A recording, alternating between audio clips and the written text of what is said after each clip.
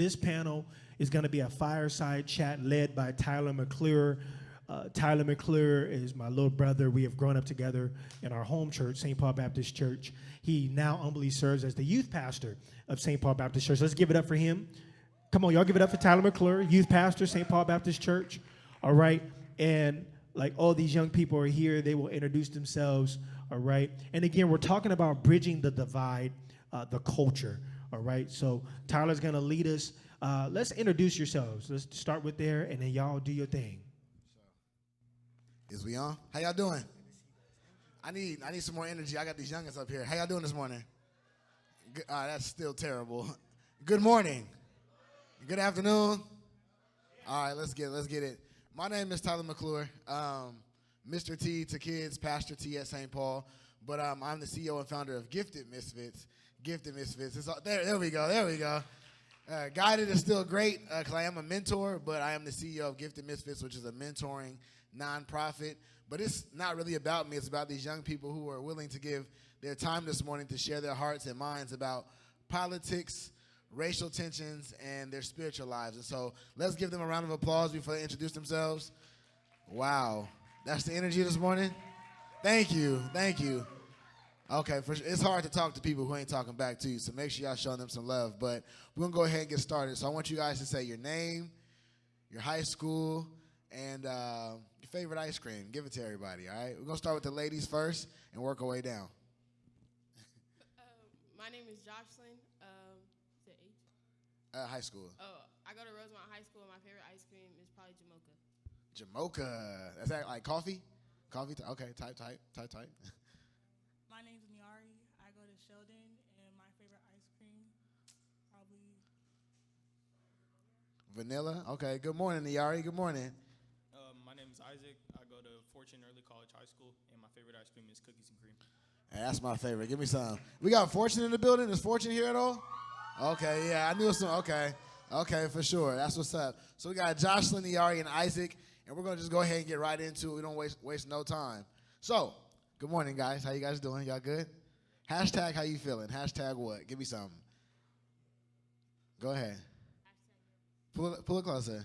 Hashtag nervous. Hashtag nervous. There ain't nobody to be worried about. You good. Go ahead, Niari. also nervous. Hashtag also nervous. Okay. Hashtag nervous. So we got, clap it up for nervous. Yeah. Hey, scoot up so we can hear you. There we go. Okay, so let's get into it. Do we have a race and cultural divide? Do we have, as America, do we have a racial and cultural divide? Talk to me. What's up? You answered it, baby girl. Go ahead. Yeah, you got it. I think we do. I know that I feel like in some instances, black people are looked as like already like just straight off the black, just because you're black, you kind of already have this like target on your back when it comes like even if you're like just walking or just whatever you're doing, I feel like they already just they see you and they already like follow you around or just automatically have the stereotype of what you're gonna do or what your culture does. So like they follow pretenses of stereotypes. For sure, I appreciate that. What about you, Niari? Definitely agree. And to back her up on the falling around, I can speak from experience. I've been followed around in like darn near every store I go to. I've been followed around by like secret shoppers and stuff like that. So definitely, like when you walk in the store, they automatically off rip want to follow you around because you're black. I think that mic a little low, so I'm going to just let you guys pass this. So she said she's often followed around in stores and that there's always pretenses. And I'll be candid enough to say I was at a Christian conference yesterday, a Christian conference in Roseville, right? And I was parking in a parking structure with everybody else, and a man approached me and asked me, "Are you supposed to be here?" I said, "Yeah, I'm with such and such church." And they said, "Let me see your badge that you're a member or attendee." I had to pull my badge out. When I asked him, did he ask everybody that?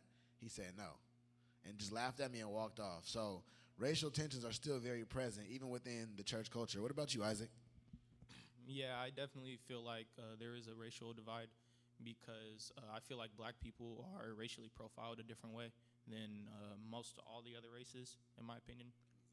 Well, from personally what I've experienced, I've been called the cops on for doing nothing. I was in my neighborhood and I was getting my basketball from under a car because it rolled under there. And a woman, a neighbor, a white woman, she had seen what I was doing. She thought I was robbing her car, so she called the cops on me, and I had to get questioned by the cops and stuff.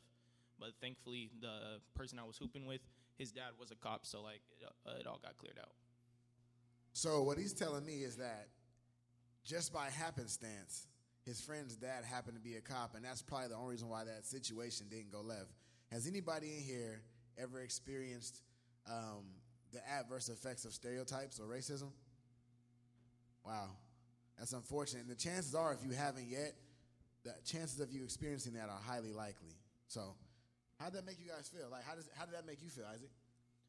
It made me feel like in my neighborhood I wasn't even wanted because like I was just getting a basketball from under a car, and she automatically assumed I was trying to like rob her, and like that made me feel a certain type of way. Like I felt bad. So not even safe in his own neighborhood where he goes to bed every night. I can't imagine what that must feel like. So we talked about America. What about culturally as blacks? Do we have a cultural divide even amongst ourselves? How do you guys feel about that? I think that we have a cultural divide in our own community, especially within the whole light skin, dark skin thing, or how dark skins are so evil, or dark skins are so dirty, and oh, I don't like dark skin, but light skins are so prettier and stuff like that. So I think we have our own divide, especially with colorism in our community. I want to build off of what she said. I do feel like there is a cultural divide within our own community because I've noticed more that dark-skinned women are viewed differently more than light-skinned women.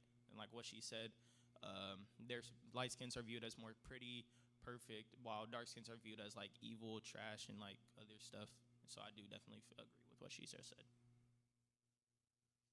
So, as I'm sitting up here as a dark skin with three light skinned people, have you guys ever noticed biased when you guys like as somebody who's lighter? Like, have you guys ever noticed biased amongst other peers that you've received? And like, did you appreciate that, or did it make you feel almost bad for even being lighter than your friends? I feel like even if I don't do anything, I feel like there's a lot of darker toned girls at my school that tend to just start talking about me. Like they don't have to know anything about me, but probably just because my skin is a little lighter. I'm not saying I'm light skinned, but my skin is lighter than theirs. They tend to put me in this box like, oh, she's just rude, she's just mean and stuff like that. When even I don't have to do anything, they just start talking about me because of my skin color. So it's hard to even make peace amongst ourselves as a people. What about like, if I'm not mistaken, Jocelyn, you got like a 4.2? Let's clap it up for a 4.2, dog. Yeah. Hey, if you got a 2.0, that's cool too. But we gotta celebrate Black excellence. So, what about those of you guys who succeed academically versus people who don't, or might dress differently? I know some people get called cornball for dressing a certain way because they don't have purple jeans or Babe Star, shoes. Like, what about that aspect? Okay, let me start with the clothing one. So my sophomore year of high school, I wouldn't say I was bullied, but like I was clowned every day because I wasn't wearing like the stuff that other people wear. Like I was always wearing Under Armour and stuff like that, and I was always getting clowned for that by my friends, and it made me feel bad. But like at the end of the day, I just wanted to wear what I wanted to wear. So like I feel like there shouldn't be really an issue with what you wear. Like as a man, I feel like people, how do I explain it? Come back to me. It's all good. I mean, that's something to build off, right? Because you mentioned Under Armour, right? The greatest shooter alive, Steph Curry, is sponsored by Under Armour. Right, that part. But at the same time, if he doesn't have Nike on his shoes, we consider it to be corny, weird, weak, right? And I think we're all guilty of this because we don't fall into the trends that society places on us, especially from a young age. We tend to base people's characters and personalities off of what they have and not who they are. And in my opinion, that just doesn't seem fair. You guys think? I just, like he said, I have a 4.2, but I remember one time my teacher, like, they kind of like put me in the box of like I wouldn't say like a ghetto black girl, because I do wear braids to school. I do my edges, and I don't dress. I mean, I wear Jordans. I wear name brand clothes, so I feel like they put me in this box like, oh, she doesn't do her work, but in reality, I get my work done. So I remember one time I had gotten this in trouble with this teacher. She wrote me a referral because I was in class and I think I was asking her for help or something like that, and she wasn't helping me. And she's a white teacher, and so like I got mad. I stepped outside the classroom and I started doing my work outside. And then she was like, "If you don't come back in the classroom, I'm gonna call your parents." So I was like, "Okay, you can call my parents or whatever." So it's like I asked for help, but because of the way I look, she didn't help me. And then when I found a different way to get help, I got in trouble for it. By the way, when she said call her parents, I am her dad, so you know what I'm saying? We step far, you know what I mean? But so as a young black person growing up in what seems like a country that doesn't quite support you, a race that seems to be fighting within itself, how easy is that for you? Like, what do you feel like are some steps that can be taken to help, kind of ease those tensions from you? Because I know as a black man, when I step outside, if I'm already having a rough day, I already have 1,000 other things to think about. Am I going to get pulled over? Am I going to get shot at? If I walk by my own people, are they going to try to jump me? They think I banged. Do I have to disclose this? Like, what is that like for you guys walking outside every day? Are those things that crossed your mind? And if they are, how do you find ways to cope with that? And it's okay to sit on that for a minute. That's a heavy question.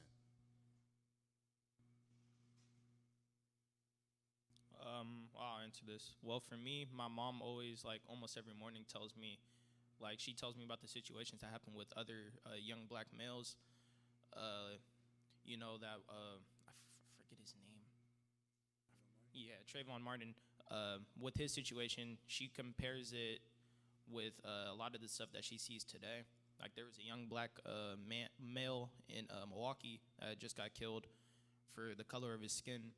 And she tries to remind me about these stuff every day before I go out the house to, like, make sure that I'm safe and that I do the right thing and that I don't get in trouble, because one wrong thing and, I could be gone. So I got to always think about that. So I try to always, like, whenever I'm outside, I try to always, like, stay clear of, like bad areas and, like, bad stuff. So, like, I just try to, like, I don't know. I can tell you're still processing that even as you answer. Yeah. It's a lot. Y'all got something for me? For me, I'd say I also stay clear of like bad areas, or like if it's like a gathering and it's like predominantly white people, I most likely won't attend because I know myself and I have like my social media runs out and I don't want to like catch an attitude and I fit into the whole, oh, black woman with an attitude, like the whole that thing, and then it ends wrong on my end. So I just like stay clear of situations like that, and like of people who like I know get down type of way or like call the cops and stuff like that. So I just stay clear of stuff like that. So I noticed she said, when she said she stays out of bad areas, she followed up by saying she stays out of predominantly white gatherings, right? And that says a lot because even as black people, when we hear bad areas, we not thinking Elk Grove. We thinking Oak Park, The View, the Heights, right? So I think there's something to be said about being in an area that understands you, right? Being in a safe space. And so she said that when she has a moment, she doesn't want to be viewed as the angry black woman, right? Like our black woman ain't allowed to have a bad day without being labeled. Our brothers can't walk around without cheesing at a white person just so they don't feel uncomfortable. So I just imagine what it looks like in a white household in the morning and they say, all right, Tommy, have a great day at school. And Tommy doesn't have to worry about if he's going to get shot today. He doesn't have to worry about walking past Karen and her calling the cops on him. So just imagine the liberties of waking up without extra weights that you have to carry on top of the regular things that you have to carry already. If I'm having a bad morning because I broke my phone, nobody should look at me as a threat because they think I'm wanting to do something to them because of the scowl on my face. I have the freedom to feel how I want to feel without those extra pretenses. And so that's valuable to hear. And this is not a discussion to bash any other race, right? But I think it's discussion to allow our young voices and our young black voices to be heard about their reality. Amen? Amen. Come on now. All right, so with that being said, we'll move forward. What does support look like for you guys? Like in your generation, I'm sure some of you guys go to church. I'm sure you guys go to schools. I'm sure you guys are out in the community doing different things. I've seen you guys in different spaces. What does support look like amongst your culture that might be a bit divided? I know spaces like these are cool for a moment, right? But like when you're out in your everyday life, like what would be supportive for you guys as young black people to feel seen, to feel not marginalized, and safe to just be yourself? What kind of things could be created or policies could be put in place to make you guys feel a little bit more comfortable being black in America?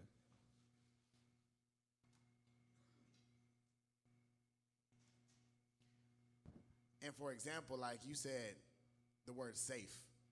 I think it's good to sit there for a moment, right? Because when we think safe, oh yeah, the doors is locked. Like, but what about mental safety or spiritual safety or emotional safety? You guys deserve that too. So when you talked about not wanting to be in predominantly white spaces, what kind of spaces come to mind for you that make you feel comfortable to be Niari? Predominantly black spaces. Predominantly black spaces. And what do they cultivate? Like what's in there? Because we could be in a predominantly black space and you get jumped. So like what is what does a predominantly black space that looks safe look like to you? Like is it like lavender in the room and the girls is all chilling like a brunch style type thing? Is it the homies like just laughing? Like is it therapy? What does that look like? It's like everyone's vibe is just like together, like everyone's having a good time vibing, like no like bad feelings, like no one's beefing, like no one's about to fire, none of that. It's just like everyone's having a good time together, being a community, being a family, like, being whole, being one. Hey, clap it up. She said we should all just be in one space, being one. I mean, it sounds like Nan need to go ahead and sponsor a kickback for our young people, an annual kickback. I mean, Nan need to go ahead and put some bread towards the partying scene so our young people could just vibe, because 8 o'clock in the morning ain't doing it for them. All right, so moving forward, what about you, Jocelyn? In regards to school, I feel like having more black teachers, like young black teachers that actually can relate to what black students have going on, because a lot of the black students at my school, they don't go to class, or they sit in the common area and get their work done, but then regulations are put in place so they can't, like during lunch, so they can't play basketball, or so they have to go to class. But it's not even about going to class. Like, what if they just don't like the teacher? And some kids don't have the privilege to get help and have opportunities that'll help them, like, want to stay in class, so they just leave. And some people's parents just don't care. So I feel like even if you put in regulations to where they're not going to play basketball, they're going to find something else to do, and they're just not going to go to class. So I feel like having more black students, more black teachers can help the students want to stay in class. Hey, can we get a, hey, all my kids in here, all my kids that are in school, elementary, middle, high school, clap it up if y'all want more black teachers. Little mama over here said, oh, yeah. I think that's a valid point, Jocelyn. They want us in spaces, right? But they're not willing to provide the necessary support to be able to thrive in those spaces. And I think that's important to look at, because I'm not just here for your data. I'm not just here to make you a paycheck. I'm here, if you want me to come here and learn, you have to be able to serve me as well. And I think that's the day and times that we're living in, is where we got to stop just trying to tell young people what to do and be in a position to serve them as well, right? If we're going to have schools, we need to have an environment to where they're being served so they can properly thrive. They come to school with so much. So much. Kids come to school with so much, and most of them aren't even asked what's going on or even listened to when that answer is being told to them to where they feel safe enough to be in class. I work at a high school, and I see that happen all the time, and there's only 3 of us that work there. So I could imagine what a safe black space looks like on a school campus. So shout out to Fortune School. Yeah, there you go, for sure. Okay. So we could complain all day, but I think accountability is where it all starts. So what role do you guys play in making sure that this world and your fellow black peers and family members and friends and strangers are comfortable with their blackness? How do you show up to spaces and represent in light of your blackness?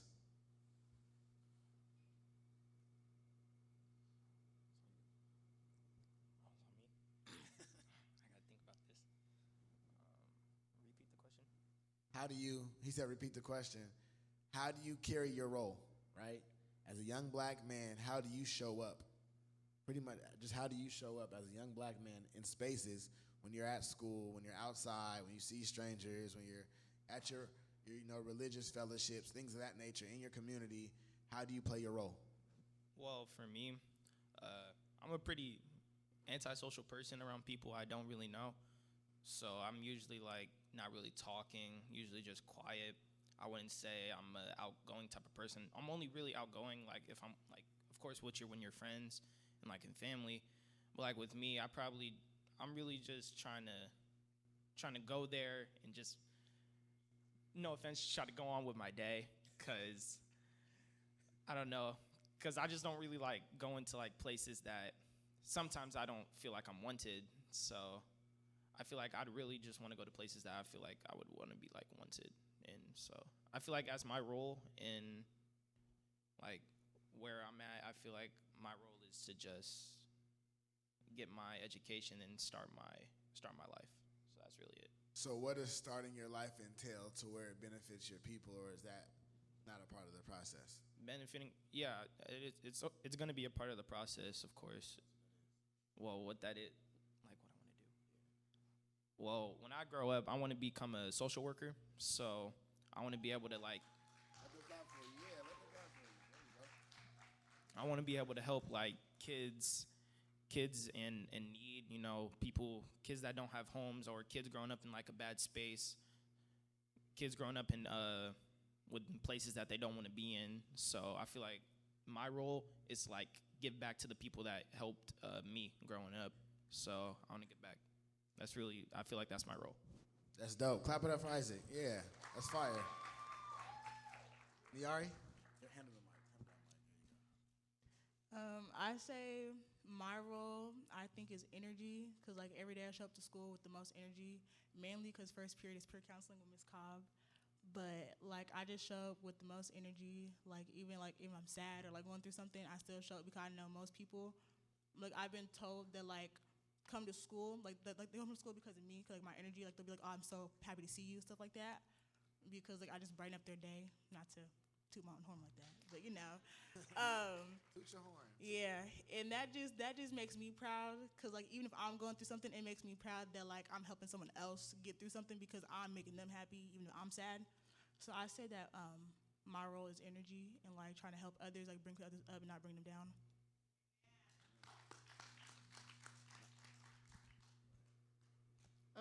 I feel like usually I just mind my business. Like Isaac said, like he's just like antisocial. I mean, I don't like talking a lot to people I don't know, but I mean, there's a lot of like students bring speakers to school sometimes to just start playing music. So like sometimes I try to like go over there and get hype with them for a little bit. But I also try my hardest not to get mad at school, because I know like you don't see those people for a long period of time. So it's like I don't want them to remember me as, oh, she's always mad or something. So I try my best not to get mad at school.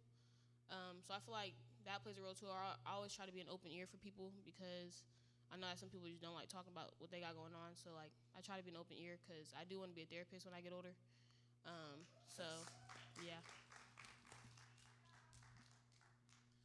So that's dope. We got a social worker. We got some high volume energy from the Yari, and we got a future therapist. Can we clap it up for that? I think the dope part about everything they're saying is that even though they're not certain of if what they're doing is working, they're trying to bring something to the table so that others can feed off of it. And just imagine if us as a people showed up to that in every space that we attended, right? When we occupy spaces, being sure that my interaction here won't be long, let me just be loving to another brother, right? I don't know you, but let me go get hype with you for a second. A little smile goes a long way. Isaac said, and I heard earlier he mentioned that he was bullied, like not bullied, but made fun of because of what he wore. And so now he says, I just kind of retreat now, but when I get older, I'm going to do this. And so we also have to be mindful of how we treat others, because we're not sure how that affects our space that we all reside in. So if I see a sister and I bump her in the mall, I'm sorry, queen, are you good? Versus, hey, watch out, bro. You know what I'm saying? Like, we could be more loving to each other because we're not sure how that impacts our space as black people. It's one thing for people to have a misconception of us.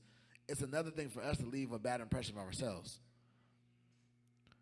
It's okay for people outside to assume what they want, right? But we have to be intentional about making sure that we care for one another in each other's spaces. Niari said that she brings energy to every space that she's in. She don't know, when she gets up in the morning, she don't know what the day is going to hold, but even if she's sad, as most black women do, she finds a way to still bring joy to others. Clap for that, please. So we have to thank them for showing up in their spaces how they show up. But I want to encourage all of you to show up how you're supposed to show up. Not how you want to show up, how you should show up. It's 8 o'clock in the morning. I don't want to be there that early, mama. It's 9 o'clock. I don't want to hear no kids talking. While you're here, be present where you're present. You'll always benefit from that if you come with the right mindset. All right. So moving forward, I'm not trying to preach, right? This is a show. So with that being said, does your faith in God have a role, right, with the challenges that you deal with as a young black person, the challenges that you deal with amongst other black people as peers? How does your faith in God come into play with all of that, with how you deal with people and the oppositions that get you outside, the ops, you know what I'm saying? All right, for sure. I went into this one for school life. So my sophomore year and my freshman year, it was online most of the year. For freshman year, it was online. Going into sophomore year, it was in person. So it was a hard transition from going from 8th grade to sophomore year. But for me, I wasn't trying in school. I was just going to school just to go there and not really doing the work. I didn't really care about the work until I had a talk with my mom, and she had told me, like, we're going to pray and we're going to, you're going to make a change and you're going to make an impact. She believed in me, and to where I am now that I have a 3.5 now, going from a 2.4 going into my sophomore year, and now my junior year and senior year, I've had nothing but 4.0s. It feels good because, like, I had to believe in myself, and God believed in me, and now look where I am now, going to the college I want to go to, and yeah. He said, that's a bar. He said, he had to believe in himself, but God believed in me. God already believed in him to do it, but he had to just go ahead and deposit some faith into that. That's heavy. Can we clap that up one more time? Come on, Mr. Social Worker. What about you, Niari? Give it to us. God has definitely helped me. Well, I say because I went through my first breakup, and it was like real rough because my first love, the first breakup, and all that stuff. And I was like, I'll never find love ever again. He's the first and only. I'm going to be so sad and heartbroken without him. And then I had to realize that, like, I was fine before him. I'm going to be fine after him. I have to learn to love myself the way that I loved him, because I can admit I loved him way more than I loved myself. And I had to find a way to love myself more than I can love any boy or any man ever. And God definitely helped pave the way of, like, finding self-love. I'd get up every morning, like, say some self-love affirmations, pray to God. If, like, I had a rough day at school, could we go to school together, I'd go to the bathroom, say a quick little prayer, or I'd go to Miss Cobb and, just talk about God, just have some self-talk with her and stuff like that. I don't know. So, yeah. Hey, clap it up for that. How many of my elementary schools in here dating? Yeah, y'all better not raise your hand. Okay, just making sure. Y'all mamas looking at you, better not be. Don't All right. do it, y'all. But at the same time, love interests do happen. There's a lot of holes that our young people have, and they try to fill them. But as we heard from Niari, they can't be filled with anything but the Holy Spirit.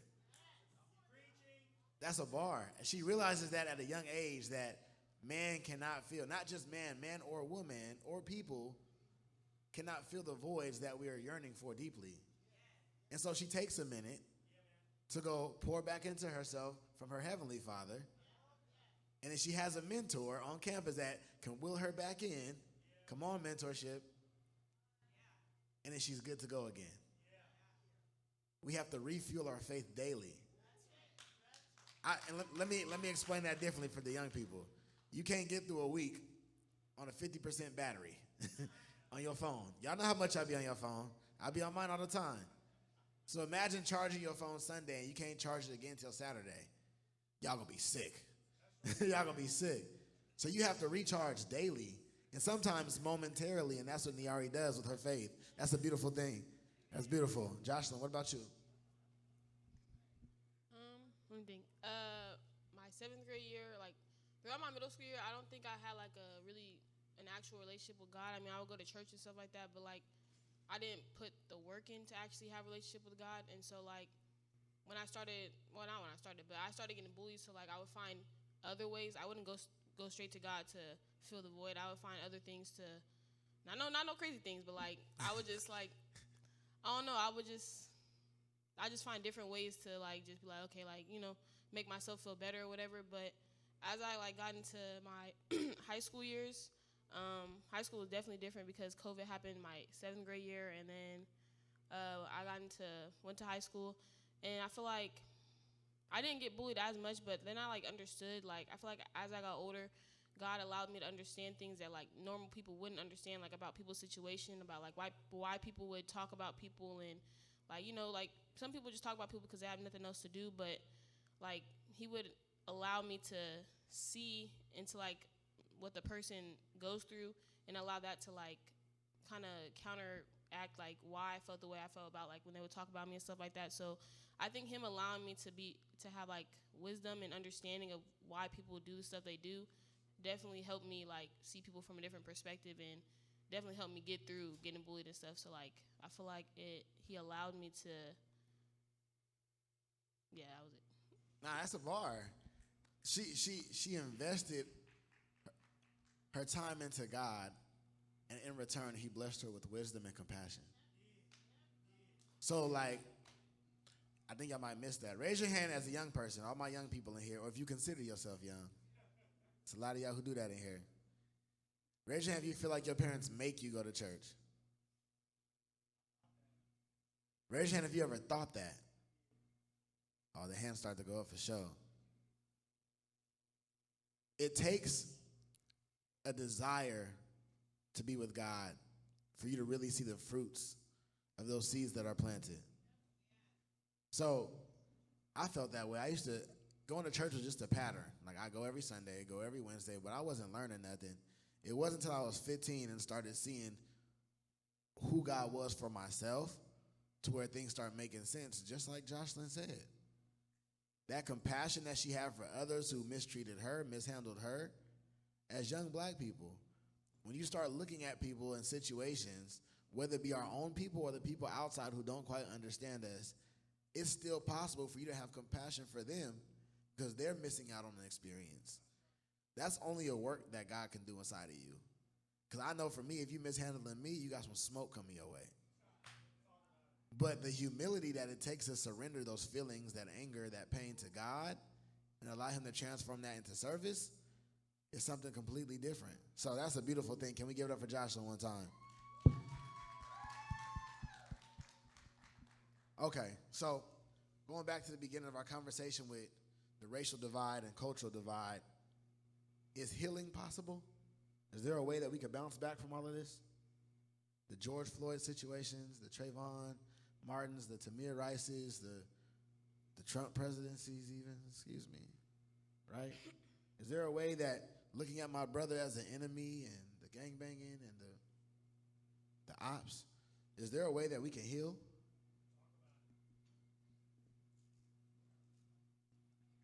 Is healing possible?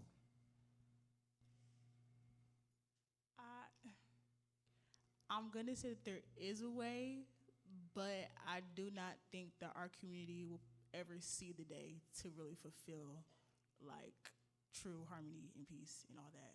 For those who think you're being negative and pessimistic, explain your why. My why is, well, the reason that we could all be together is like literally just drop everything. The whole gang banging, Bloods and Crips, like that whole thing, like this unnecessary cry for y'all beefing over some colors and some stuff. That's dumb. The whole baby mom, baby daddy fighting, oh, that's my baby daddy, so you can't have that whole thing. That's facts. Women fighting over boys and stuff. Like it could really end just so simple. But I don't think that we'll ever really get that way because of how we are. Like our people can't see that. like our people don't see the bigger picture of us being a community, of us being a family, of us being together or as one whole. They see they're fighting each other internally because think whatever they got going on at that moment is correct. The whole gang violence and stuff, everything's gonna be correct, and you're gonna be gone in about a month because you want to tote guns for no reason. You're not gonna. I mean, Thanks. Where you gotta go? You good? You good? I agree with her. I just feel like I'm not saying. I mean, we definitely made some progress. I mean, slavery is not a thing no more. I mean, black people are able to be in spaces with white people, even if there is some underlying racism there. Like it's not like people are able. We're still able to be with white people in spaces and stuff. So I think there definitely has been change. But like she said, I feel like it's possible, but I don't think it'll happen anytime soon unless unless maybe you brainwash people and stuff, so we all think the same thing. But I feel like isn't it because some people are stubborn, like they just want to think what they think and believe what they believe. So like you just can't change some people's minds. So I feel like it's gonna take a lot to get to that point, but I think it's definitely possible. I just don't know if it'll actually happen. It's good. Yeah, to agree with what both of them said, I feel like yes, it is possible. It's just if it's only possible if us as a community is willing to actually put the work in to actually do it. That's how I view it.